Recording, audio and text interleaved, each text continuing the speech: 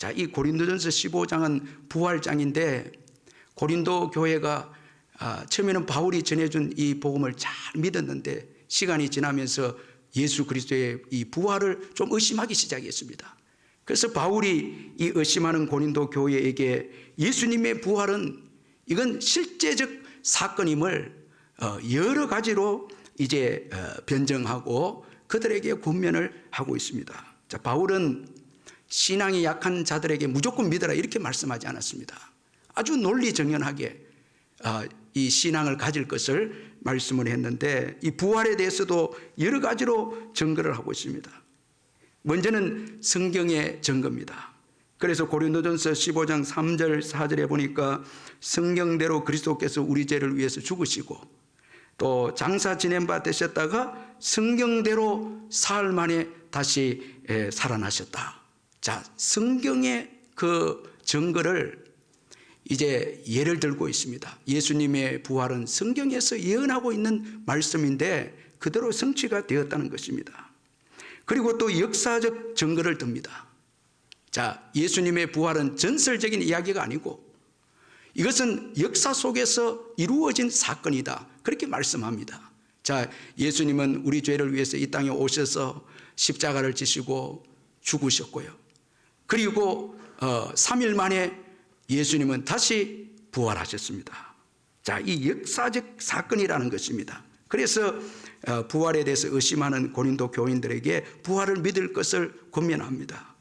자, 또한 예수님의 부활을 직접 만난 사람들을 또 언급합니다. 베드로를 비롯해서 많은 사람들이 예수님의 부활을 보았다는 것입니다. 그런 거로 예수님의 부활은 이건 지어낸 이야기가 아니다라는 것입니다. 그러면서 여러분 중요한 증거를 이제 최종적으로 언급하고 있는데 자신이 부활의 예수님을 만났다는 것입니다.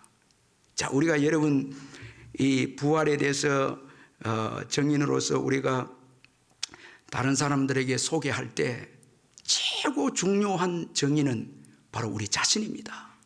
자, 우리가 성경의 기록도 인정하고 부활에 대해서 성경의 기록도 인정하고 다른 사람들이 부활의 예수님을 만난 것을 또 우리가 인정하고 역사적인 사건이라는 것을 인정을 해도 내가 부활에 대해서 믿지 않는다면 또 부활에 대한 확신이 없다면 증인으로서의 우리의 이 삶은 힘이 없다라는 것입니다. 그래서 최고의 증인 중의 증인은 나 자신입니다. 바울이 직접 예수님의 부활을 경험했다라는 것입니다. 자, 여러분 아주 이건 중요한 의미입니다. 내가 증인이 되는 것이 최고의 이건 증인입니다. 따라서 바울은 자신이 증인으로서 예수님의 부활을 증거하고 있습니다. 자, 우리 오늘 본문 8절을 한 번 더 같이 한번 읽어보겠습니다. 8절 시작. 맨 나중에 만삭되지 못하여 난 자 같은 내게도 보이셨느니라. 자, 여러분 자신이 부활의 주님을 만나고 부활의 주님이 바울에게 보이신 것을 언급할 때 이 8절에서 바울이 아주 감격해서 아주 감사해서 지금 고백을 하고 있습니다. 맨 나중에 만삭되지 못하여 난 자 같은 내게도 보이셨다. 아주 이건 감사하면서 지금 이 언급을 하고 있습니다. 이 부활의 은혜, 하나님이 주신 이 부활의 은혜에 대해서 감격하면서 언급하고 있습니다. 자, 이 감격을 우리가 이해할 수 있는 단어가 맨 나중에라는 이 말씀입니다. 자, 이 맨 나중에라는 이 말씀은 먼저는 이것은 여러분 부활의 마지막 목격자였다, 이런 의미가 여기에 담겨져 있습니다. 시간적으로 맨 마지막에 바울이 예수님의 이 부활을 목격했다는 것입니다. 자, 여러분 이 사도의 조건이 있는데요, 사도의 중요한 조건이 뭔가 하면 육신적으로 예수님의 부활을 육신의 눈으로 보아야 합니다. 자, 우리는 대부분 하나님의 말씀을 통해서 믿고 또 우리가 여러 가지 체험을 통해서 경험하지만 이 사도가 된 제자들은 육신의 눈으로 예수님의 부활을 보았습니다. 이 사도의 조건입니다. 아주 중요한 조건입니다. 바울도 비록 마지막에 보았지만 예수님을 그의 육신의 눈으로 보았다는 것입니다. 다메섹 도상으로 가다가 부활의 예수님을 만났습니다. 자, 이런 의미가 담겨져 있고, 그리고 맨 나중에라는 이 말씀은 가장 하찮은 존재라는 이런 의미가 또 여기 있습니다. 자, 그러니까 이 바울이 정말 자격이 되지 않는 이 자기 자신이 부활의 주님이 찾아오셔서 그를 만나 주셨다는 것입니다. 이것이 바울에게는 감격적인 사건이 아닐 수 없었다. 그렇게 그가 고백을 하고 있습니다. 자, 여러분, 이 맨 나중에라는 말씀을 좀 더 이해하기 위해서는 마태복음 20장에 보면 포도원 품꾼 비유가 나오고 있는데, 여기에 보면 이른 아침에 주인이 품꾼으로 부르는 사람들이 있습니다. 그리고 오전 9시에 부르는 사람도 있는데요, 최고 마지막에 오후 5시에 이제 일이 끝날 때쯤 놀고 있는 사람들을 또 주인이 부릅니다. 자, 맨 나중에 오후 5시에 부른 자들입니다. 이 사람들은 얼마나 감사했을 거 아니겠습니까?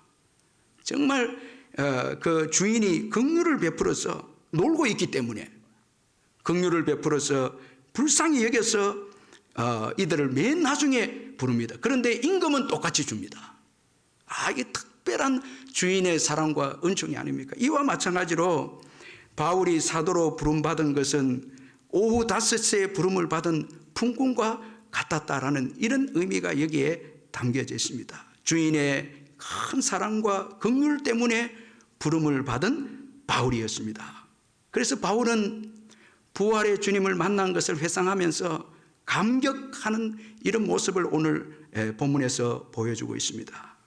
자, 여러분, 오늘 우리들도 바울과 같은 자가 아닙니까?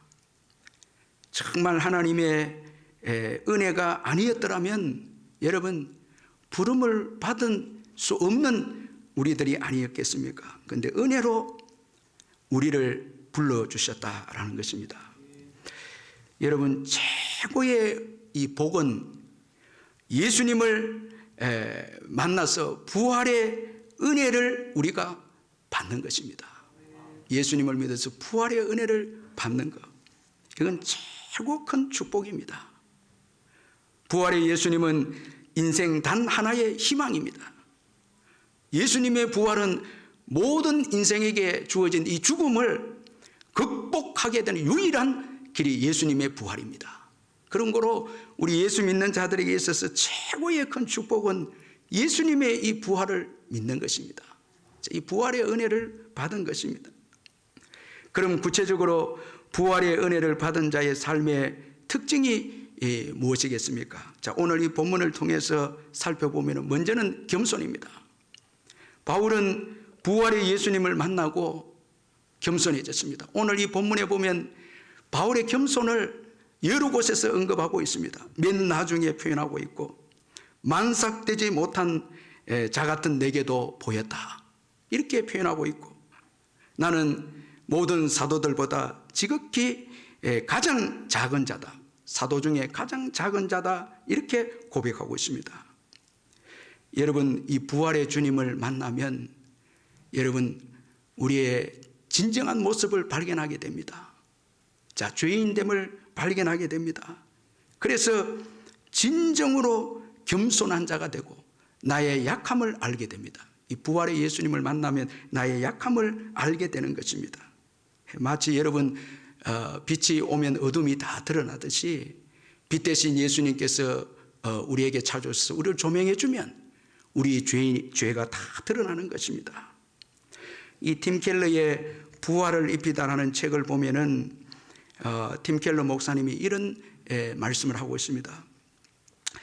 바울을 완전히 딴 사람이 되게 한 것이 무엇일까? 그는 고린도전서 15장 10절에서 3번이나 은혜라는 단어를 썼다. 이전에 사울이었을 때만 해도 그는 자신에게 자비와 용서 따위는 전혀 필요치 않다고 생각했다. 진리와 하나님을 향한 열정이라면 누구보다도 뜨거웠다고 자부했다.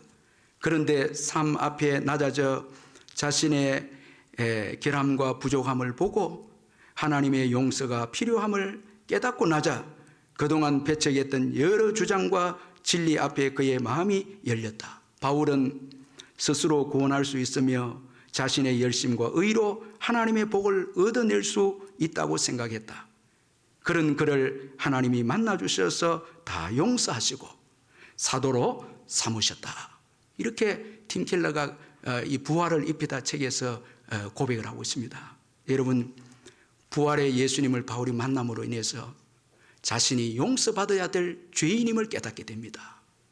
자, 그리고 자신이 하는 일이 죄악임을 또 깨닫게 됩니다. 하나님의 교회를 핍박했다고 이렇게 고백하게 됩니다. 부활의 예수님을 만남으로 인해서 본질적인 죄인임을 이 바울이 또 깨닫게 됩니다. 부활의 예수님이 자신의 죄를 위해서 죽으시고 다시 살아나심을 바울이 알게 됩니다. 그래서 그는 부활의 예수님을 만나고 난 다음부터 겸손해집니다. 자, 여러분, 우리가 이 겸손이라고 할 때는 이건 하나님의 은혜의 결과물입니다. 은혜를 받지 않으면 겸손해질 수 없습니다. 우리의 노력으로는요, 이 겸손해질 수가 없습니다. 부활의 주님을 만날 때 비로소 나의 약함을 알게 되고 내가 죄인임을 깨닫게 되고 겸손하게 낮아지게 되고 남을 나보다 낮게 여기는 진정한 겸손한 사람이 되는 것입니다. 여러분, 이 겸손이 복입니다. 왜 실패했습니까? 여러분, 우리가 실패하고 왜 망했는가 돌아보면요, 교만했기 때문에 망했습니다. 자, 여러분, 겸손하면 큰 일을 감당합니다. 왜? 내가 낮아지면 그만큼 주의 능력이 크게 나타나기 때문에. 자, 내가 겸손해지면 주님의 능력은 그만큼 커지기에 큰 일을 하는 인생이 됩니다. 그런데 여러분, 모든 것을 다 갖추고도 주님 나라를 위해서 조그만 일밖에 할 수 없었다면 그건 겸손하지 못했기 때문에 그렇습니다. 왜? 하나님의 능력이 들어올 공간이 없다는 것입니다. 겸손할수록 더 주님 앞에 기도하게 되고, 이렇게 되면 우리는 하나님 나라를 위해서 더 많이 수고하고 더 많은 일들을 감당할 수 있는 축복의 인생들이 되는 것입니다. 그리고 또 부활의 주님을 만난 이 바울에게 주어진 축복은 바울 자신의 변화였습니다. 자, 바울이 부활의 예수님을 만나고 자신이 변화됩니다. 그래서 10절에 보니까 내가 나 된 것은 하나님의 은혜로 된 것이니 이렇게 말씀합니다. 내가 나 된 것은 하나님의 은혜로 되었다. 이렇게 고백합니다. 이 똑같은 말씀을 현대의 성경에 보면 그러나 나는 하나님의 은혜로 오늘의 내가 되었습니다. 이렇게 번역하고 있습니다. 오늘의 내가, 오늘의 납니다. 자, 여러분, 이 말씀이라면 과거에 바울이 있었고 오늘의 바울이 있음을 말씀해 주고 있지 않습니까? 과거의 바울, 예수 믿기 전에 부활의 은혜를 경험하기 전에 바울의 자화상과 부활의 은혜를 경험하고 여러분 변화된 오늘의 바울, 여러분 이 오늘의 바울도 있다라는 것을 또 말씀해 주고 있습니다. 부활의 예수님을 만난 은혜가 바울을 변화시켰는데 구원받게 했고 또 직분을 얻게 했고 직분을 받게 했고 하나님의 사랑을 받는 바울이 되게 해 주었습니다. 자, 부활의 예수로 인해서 변화된 바울입니다. 이 주석가 찰스 하지는 바울이 내가 나 된 것은 하나님의 은혜로 된 것이니 이 말씀을 이렇게 주석을 했습니다. 하나님의 은혜가 나를 현재의 나로 만들었습니다. 만일 내가 그대로 있었다면 나는 계속해서 해방자와 핍박자와 포행자였을 것입니다. 자, 은혜가 주어지지 않았다면 계속해서 교회를 핍박하는 그런 핍박자가 되었을 것입니다. 자, 이렇게 해석합니다. 내가 지금 사도가 되어 내가 이전에 잔해했던 신앙을 전파하게 된 것은 하나님의 은혜 때문이다. 또 그렇게 해석합니다. 자, 부활의 주님을 만나고 난 다음에 바울의 여러분 자화상이 바뀌게 되어졌습니다. 자, 그러므로 여러분 지금의 나 어떤 나인가 너무 중요합니다. 지금의 나는 어떠한 나인가? 예수님의 부활을 믿음으로 과거의 자연인으로서의 나가 아니라 변화된 여러분 나인가? 바울처럼 변화된 나인가? 이건 아주 중요합니다. 그리고 여러분, 변화된 나로서 삶을 살아가고 있는가? 변화되지 않는 자연인으로서 여전히 살고 있는가? 아니면 나는 변화된 하나님의 사람으로 살고 있는가? 이거 중요합니다. 여러분, 예수 믿지 않는 자들이 가장 여러분 불쌍한데, 그 중에 불쌍한 이유 중에 하나가 뭔가 하면 진정한 나를 발견하지 못했다는 것입니다. 하나님이 계획한 나입니다. 하나님이 계획한 나입니다. 이걸 믿지 않는 자들은, 부활의 은혜를 믿지 않는 자들은 이것을 발견하지 못했다는 것입니다. 하나님은 우리 인생들에 대한 계획을 다 가지고 계시지 않습니까? 그런데 부활 신앙을 믿음으로 이 계획을 발견한 사람이 있고 발견하지 못한 사람들도 있다는 것입니다. 바울은 발견했습니다. 그래서 사도행전 9장 15절에 주께서 이르시되 가라, 이 사람은 내 이름을 이방인과 임금들과 이스라엘 자손들에게 전하기 위하여 택한 나의 그릇이라. 부활의 예수님을 만나고 난 다음에 엄청난 바울은 하나님이 계획한 자신, 진정한 자신을 발견하게 됩니다. 부활의 예수님을 만나고 그는 택한 사람인 것을 알게 됩니다. 택한 그릇이다. 선택된 자라는 거예요. 선택되었다는 것은 사랑받는 자라는 거예요. 아니, 이미 창세전부터 사랑받고 있었다는 거예요. 이걸 몰랐다는 것입니다. 부활의 예수님을 만나기 전에 몰랐습니다. 그런데 부활의 주님을 만나고 보니까 창세전부터 사랑받는 자였고, 그리고 사도로 하나님께서 이미 택정하시고 선택한 자였다는 것입니다. 사랑받은 자였음을 깨닫게 되었습니다. 여러분이 얼마나 행복한 바울이 아니겠습니까? 행복한 자상을 가졌죠. 그리고 이방인의 사도로 보냄을 받게 됩니다. 주께서 가라, 이방인과 임금들과 가라는 것입니다. 보냄받은 바울입니다. 주님께로부터 보냄을 받은 바울이고 하나님의 대사인 바울입니다. 부활의 주님을 만나니까 엄청난, 여러분, 바울에게 주어진 엄청난 축복이 보였습니다. 하나님이 보낸 자입니다. 사도입니다. 하나님 나라의 대사였습니다. 이 얼마나 여러분 능력 있는 그런 사람과 지위가 아닙니까? 여러분, 이 예수 믿고 난 이후에 여러분, 우리는 모든 삶이 주님의 은총 가운데 있게 되고, 모든 것을 하나님은 합력하여서 다 선한 것으로 이루어 주시는 것입니다. 다 하나님의 은혜이고 은총인 것입니다. 실수까지도 합력하여 선을 이루어 주시는 하나님이십니다. 따라서 부활의 주님을 만난 인생은요, 가장 건강한 자화상을 가지는 것입니다. 잘 되었을 때 교만하지 않고요. 그리고 또 어려운 일 당할 때 자기를 비하하지 않고 낙심하지 않습니다. 자, 세상 사람들은 잘 되면 쉽게 교만해지고요. 또 안 되면은 생명까지도 버립니다. 자기를 비하하고 열등감을 가집니다. 그런데 오늘 본문에 바울이 부활의 주님을 만나고 난 다음에는 교만하지 않습니다. 그렇다고 해서 자기를 또 열등감을 가지도 않습니다. 다른 사도보다 더 많이 수고했다. 자기 수고한 것을 또 고백하고 있잖아요. 물론 그것도 하나님의 은총이지만은 바울은 교만도 없고 열등감도 없고 아주 건강한 자화상, 나의 나된 것, 이거 변화된 나의 건강한 자화상에 대해서 오늘 본문에서 감사하면서 고백하고 있습니다.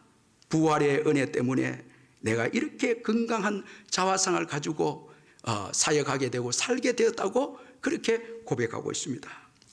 여러분, 이제 부활의 주님을 만났다면 사랑받은 자임을 믿으시길 바랍니다.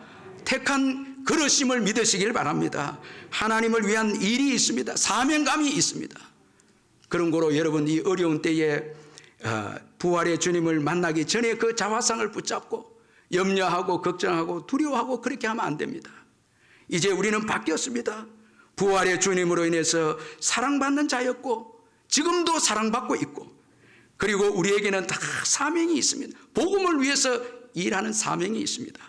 이 얼마나 축복된 여러분 우리 자신들이 아닙니까?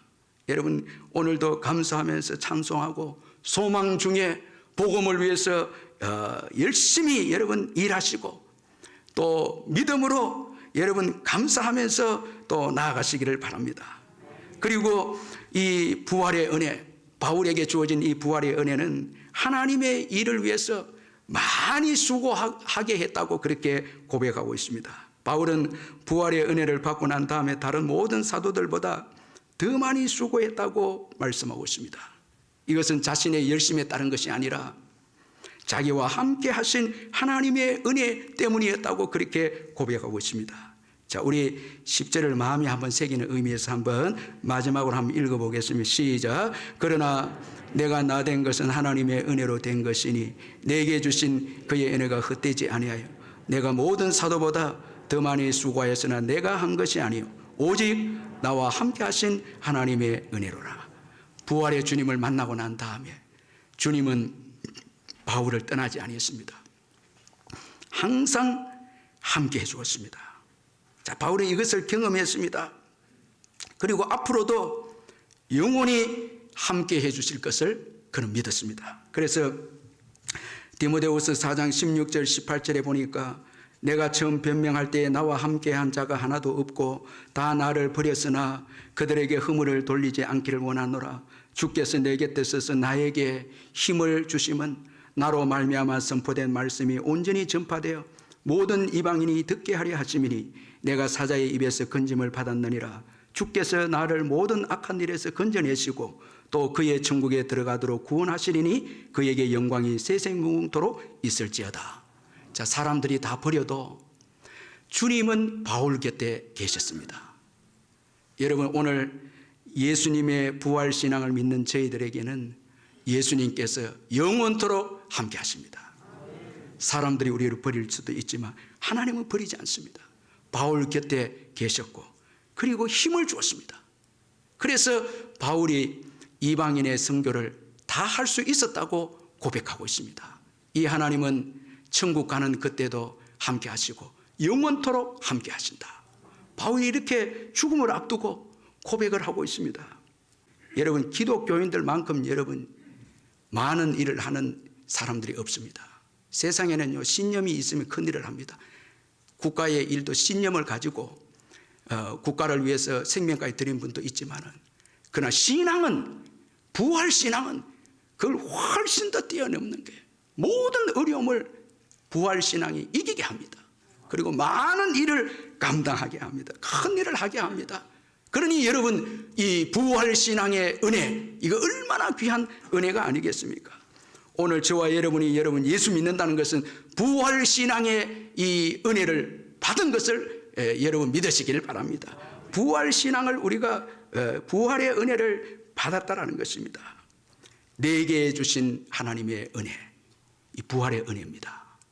여러분, 그 은혜 때문에 오늘 내가 있고요, 그리고 내 사역에 열매가 있는 이유도 내게 주신 이 하나님의 은혜, 이 부활의 은혜 때문에 여러분 오늘 내 사역에도 열매가 있다는 것을 잊지 말아야 합니다. 그러므로 바울처럼 우리는 정말 감사하면서 이제는 소망 가운데서 여러분 방황하면서 살면 안 되고요, 또 절망 가운데 살아서도 안 되고요, 게으르게 살아서도 안 됩니다. 방탕하게 살아서도 안 됩니다. 이제 변화된 내 자신, 정말 이제 부활로 변화된 내 자신, 택한 백성이고, 그리고 하나님이 보낸 자로서 여러분 증인으로서 삶을 감당해야 하는 것입니다. 오늘도 소망을 가지시고 이번 한 주간도 여러분 절망하지 마시고 변화된 부활의 은혜로 바울처럼 나의 나된 것이 하나님의 은혜로 되었다는 것을 기억하고 이제는 변화된 우리의 자화상으로 삶을 살아가야 합니다. 과거에 여러분 예수 믿기 전에 우리의 자화상으로 살아서는 안 됩니다. 절대 그런 삶을 살아서는 안 됩니다. 이제는 변화된 부활의 은혜로 변화된 믿음의 사람으로 그 자화상을 가지고 살아갈 때에 여러분 이번 한 주간에도 여러분 우리와 함께 하시는 하나님의 그 일하심과 은혜들을 경험하게 될 줄 믿습니다. 내게 주신 이 하나님의 은혜를 헛되이 여기지 말고 감사하면서 그 어떤 것과도 바꾸지 말고 그 은혜 때문에 내가 있고 앞으로도 있을 것이며, 그리고 그 은혜 때문에 나의 사역에도 열매가 주어짐을 기억하고 내게 주신 그 은혜를 소중하게 여기고 감사하는 저와 여러분 되시기를 주님의 이름으로 축원합니다.